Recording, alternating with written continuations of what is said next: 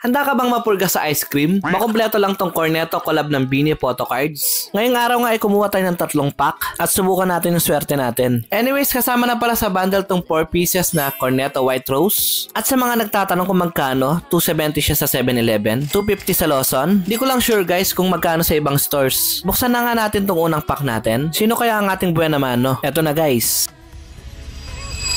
Uy, nakuha natin yung bias record natin na si Mika. Ayos magandang panimula to. Ito nga ang ating unang photo card, si Mika Lim. Okay, next pack na tayo guys. May guess ba kayo kung sino ang ating makukuha? Ito na nga yung ating pangalawang photo card. Master Joe again. Bali, duplicate na natin to dahil nakakuha tayo last time ng Master Joe. Okay guys, last pack. Wag na natin patagalin, buksan na natin to. Kayo ba guys? Sino na yung mga napull nyo? Share nyo naman sa comments. Ito na pala yung ating nakuha.